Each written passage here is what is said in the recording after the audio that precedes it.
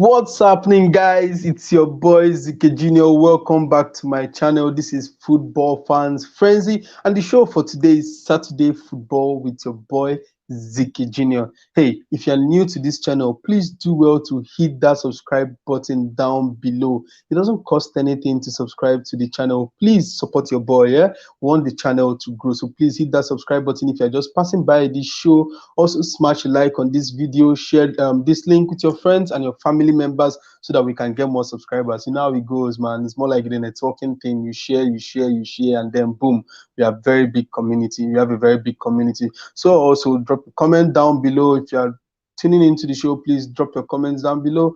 And hey guys, before we go ahead, I want to first of all do a shout out to Sparkle Concierge. Like, they literally tidied up my crib, man, in Abuja. Like, if you're staying in Abuja, yeah, and you need cleaning services, then Sparkle Concierge is the way to go.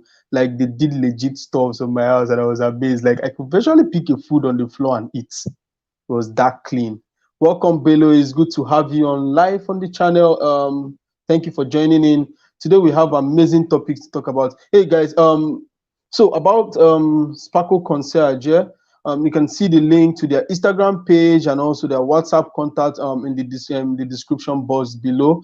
So please holler them and try and get your house tidied up. And they clean houses for a living. Like, come on, man, come on! You really should check out Sparkle Concierge. Of course, we know it's international break. A lot of you will be wondering now, where are the goons? Where is Boss Kunle? Where is Ike? Where is Frank? Where is Lizzie? Where is Esther? Those guys are on international break, yeah? Like, they took their own international break. Just me here today for you all. And we have a lot of interesting topics to talk about. So if you're just joining in, stay tuned. Don't go anywhere. We are going to be hitting it up today, right? Just me, but it's still gonna be fun. So first of all, guys, there's something I really want us to talk about. You all know what has been happening this week in the football world. Of course, there isn't so much because of the international break, but something interesting happened this week. Aubameyang actually slammed Toni Kroos, you know, like a WWF thing, you know, SmackDown, that kind of a thing. But well, Kroos actually put up. He actually had an interview where he said he found the whole celebration, especially, and he felt Aubameyang is not a very good role model to kids. Hold on, Kroos, like chill. Like, unfortunately, he has gotten a lot of backlash. Like, people called him a racist and blah blah blah. I personally don't think Toni Kroos is a racist. I think he's more like an outspoken person, a very outspoken person, and maybe he has a little bit of a little problem with what's it called? I don't know, but he's just an outspoken person, but he's definitely not a racist. Blacks like to play the racist card, but this is definitely not one of the whole racist thing, man. Like, he was just expressing his opinion, which I feel is very wrong. Toni Kroos was wrong putting out that statement. Dude, like, we all have our life, we all have fun different ways. So if, for instance, you find this childish, or the other person finds it to be fun, like, it's a free world, man. People have been celebrating in different ways for generations in football. Remember Bafutumbi Gomez? Like, that was scary even for me, like, as an adult. Like, I couldn't watch his celebrations most times. But the last time I checked, I think the whole superhero thing is even more I think it appeals more to kids. Like, kids love superheroes. So if Aubameyang actually it's the superhero marks, I think it's cool for kids. I don't understand at Aubameyang, and like it because they like superheroes. And Aubameyang actually came out to say he actually did it for his son, and he will do it over and over again. And he went on to ask that he wonders if Toni Kroos have kids, and Toni Kroos responded with, "Yeah, I have 3 kids." The point is, every player should be allowed to express themselves the way they feel. So Toni Kroos coming at Aubameyang because of the way he celebrates is totally wrong. Dude, play your football. I know you don't celebrate so much, but stick to your own side of the whole thing. Let Aubameyang do his thing. Nobody is complaining. Yeah, if you don't like it, doesn't mean the next person does not like it. For instance, you're playing for Real Madrid, is playing for Arsenal, like within link to often a guy day your day, make it day in day, like allow Aubameyang do his thing. Yeah, Toni Kroos already has a strained relationship with Ozil, and trust Ozil, man, the biggest politician in football. Nigga went in straight up to support Aubameyang, saying that's the best celebration he has ever seen. We know a while ago, Toni Kroos actually slammed Ozil for saying that his racism claims in the German team's dressing room is actually nonsense, and so I feel was Ozil's way of trying to paint something on Toni Kroos' face, but it's just cool, man. The battle is ongoing. I expect Ozil to take this to the next level because it's kind of like the opportunity he's looking for. Well, we'll see in the coming days what happens going forward. But that's it, guys. Aubameyang has the right to celebrate whichever anything that actually triggers anything or violence or any sort of. Dude, we all watch superhero movies. Like, we love superhero movies. So for Cruz to say that he's not being a good role model to kids is totally wrong. And I guess Toni Kroos don't even know what kids like. Like, kids love superheroes. So I'm sure kids will like the fact that Aubameyang celebrates with the superhero marks. So Toni Kroos, take a back seat. This end for you. So also this week, talking about racism, the FA chairman, the English FA chairman, Greg Clarke, actually resigned. This one for me, I don't know how I feel about it. First of all, when blacks play the whole racist card, yeah, he has gotten a lot of backlash. Dude, like, let's put ourselves in his place. First of all, this guy actually has been working in the USA. Now, in the USA, you can refer to blacks as people of color, right? Now he is back in England working where it is now acceptable. You cannot criticize this guy of being racist when he was actually speaking. We have to look at the context in which he was speaking. He was talking about protecting blacks. He was talking about the way female footballers are being treated. He was talking about a whole lot of things in support of, and then he used the word people of color, and that was his crime. I think it's a bit more political because they actually use this as an opportunity to have a go at him. Some of them refer to him as an old dinosaur, but this guy was actually doing the right thing. Unfortunately, see, we cannot control sometimes the words we use. We cannot keep changing use of words every time in our head, especially one that we are particularly used to. So it's wrong to actually quote him like he's a racist. He's not a racist. He was actually supporting the black people and the people that are a bit of the minority in his speech. Like, look at it, in the whole of English football, there are very few black people in the hierarchy. You don't see black coaches in any of the leagues. You don't see Asians. So what are we talking about? These are the things that need to be corrected in the English. And seriously, calling out Greg Clarke because he used the word people of color is totally wrong, considering the fact that this guy is coming from the USA and that is the word they use over there. It's not so easy to change what you are used to and stuff like that. And he immediately apologized. I think he's a respectable person for going ahead to resign, but I think it was just way over. They took it way over the top, man. Like, come on. Come on, he made a mistake. Let me know, guys, what you guys think about it. Should Greg Clarke have resigned? I really don't feel he should have. He was just one of those slip of the tongues. And when we actually play the racist card, it's important to actually look at the context in which the person is speaking. If the person is speaking on the context where he's trying, in a context where he's trying to hammer on black people or something, then you can call the person a racist, but not when somebody is in support of black people having more roles in the English football, and then because he used the word people of color, he's been accused to be a racist. Guys, anyway, let me know what you think in the comment section. I would love to see your thoughts if you feel Greg Clarke is a racist. Also, if you feel Toni Kroos was right and in what he talked about and referring to Aubameyang, or if you feel Aubameyang has the right to actually celebrate in whichever way he feels, as long as he's not being disrespectful to anybody or inciting violence. Now let's move on to another topic. Should fixtures be reduced considering the latest inflows of injury? Guys, I particularly feel, I know a lot of you will not agree with me. You feel like, man, they pay these guys a lot of money. Like, dude, play. You have to play. You make a lot of money from playing football. And besides, it's a sport, it's your hobby. So why should you be complaining? But the injuries recently has been alarming. Partey is injured, Pulisic, Kovacic, Ricardo Pereira, Soyuncu, Ndidi, Castagne, Alcantara, and Liverpool has been hit a lot with Fabinho, Van Dijk, Trent Arnold being out. Manchester United actually have lost Rashford, Greenwood, and Luke Shaw. You know, Ings is out, Dembele is out, Aguero, Mendy, all these guys are injured. The fixtures are just too much. I still don't understand why we are playing international friendlies right now. Cut these guys. Come on, cut them some slack, man. It's just too much. I understand that it's a sport, it's a hobby, but this is a these are humans, man. Like the fixtures are just too much. Now they're gonna be returning from international friendlies and boom, straight into the league fixtures, cup fixtures, Champions League. It's just a lot.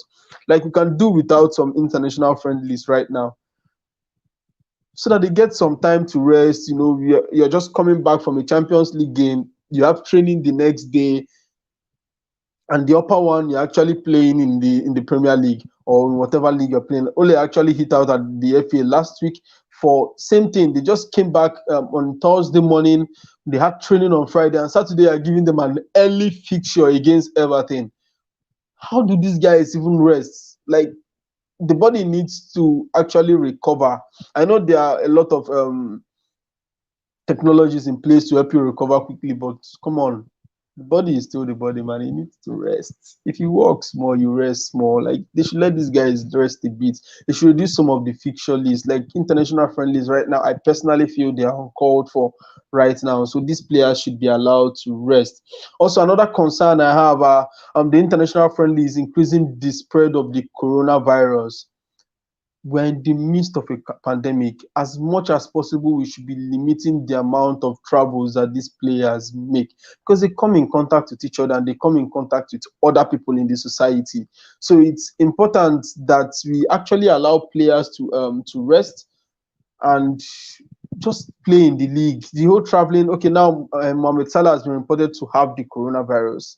All this can be avoided. We shouldn't really be traveling so much for the international friendlies, you know, once in a while. But international friendlies have just been a lot recently. There's so much of it. Too many football. We all wanted football back, but come on, at some point you have to feel for these players. There's no time to spend with their family anymore. It's also important, you know. And then you have to travel for international friendlies, being exposed to contacting the coronavirus. And now Salah is definitely not going to play in the next fixtures for Liverpool, which is a blow for Liverpool, considering the fact that they've had so much injuries. Now, adding this to the list, I really wonder how Klopp is going to take this. I really do wonder how Klopp is going to take this, but it's really bad.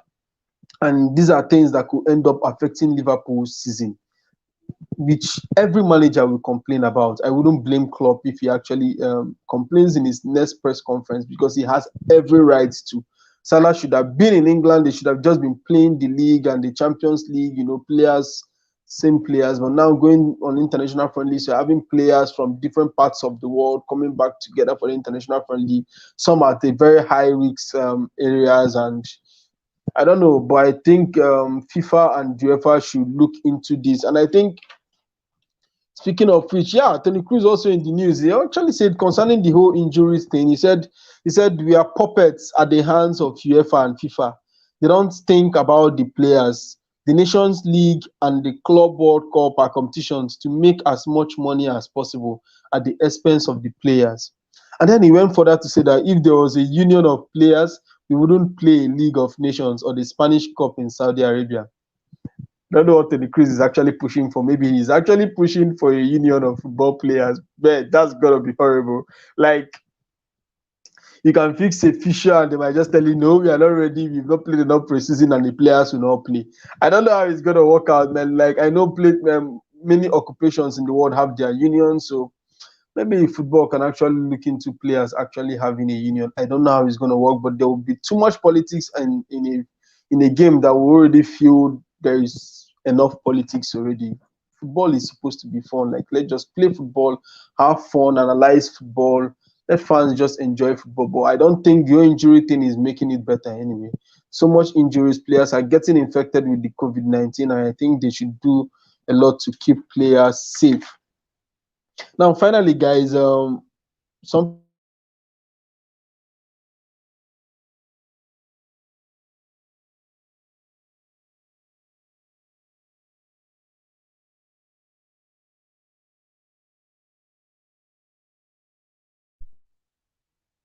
and that match actually ended 4-4. Sorry, my network went bad for a bit.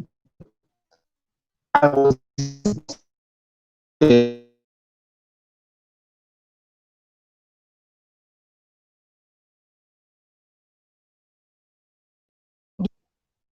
sorry, my network is just bad. But Sierra Loane is not even half as good as.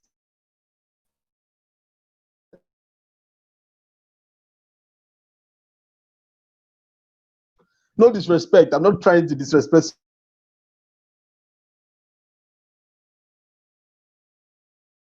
Definitely wrong. Trying to undermine Sierra Leone, but come on. 2-0 in the first half. I think Super Eagles needs to do a lot in the defensive area. The goalkeeper it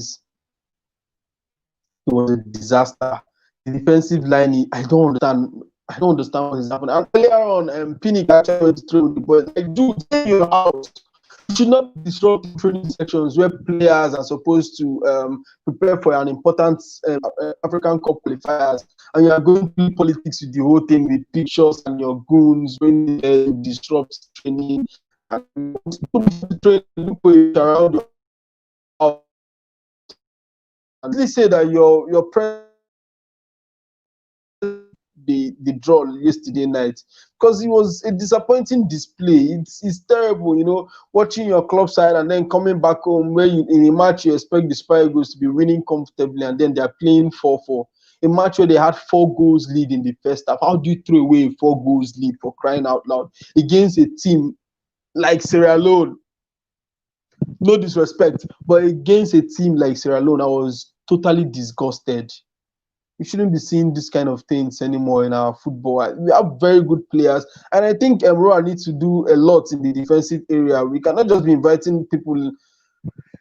The goalkeeping department is still a problem since Vincent Yamal left the Super Eagles of Nigeria. I wonder what is going to happen, but something needs to be done quickly. That defensive line needs to be fixed, or else if we go into the Nations Cup with that defense, it will be a disaster. Into any major tournament with that defense and the set of goalkeepers that we have, it's going to be a disaster. So we really should be looking at options. We really should be looking at maybe goalkeepers in the league, in the local league, even defenders in the local league, work with them and see how we can improve them and get them prepared for big tournaments.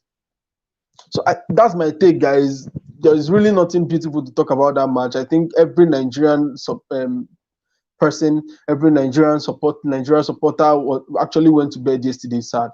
It was one of those games that you really don't want to see. It was just terrible. It was a disaster. And we shouldn't really be seeing those kind of performances against teams that we should be beating comfortably.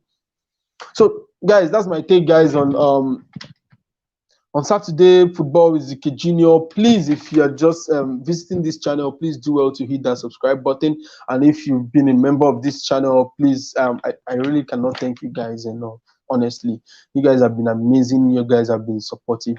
Also, don't forget to follow me on Twitter, on Facebook, and on Instagram, Football Fans Frenzy. Just search for Football Fans Frenzy and you will be with us. If you follow me, I'm going to follow you right back. That's the good thing about us. We actually follow our fans back. So please follow us on any of the social media channels. You can also send me an email if you really want us to talk about something on footballfansfrenzy@gmail.com. And business, we can always talk about it over there via email. So thank you guys for tuning in on the show. Next week, hopefully, we'll be having the goons back. They'll be back from international break. I hope they don't get injured while playing. See you guys. Bye.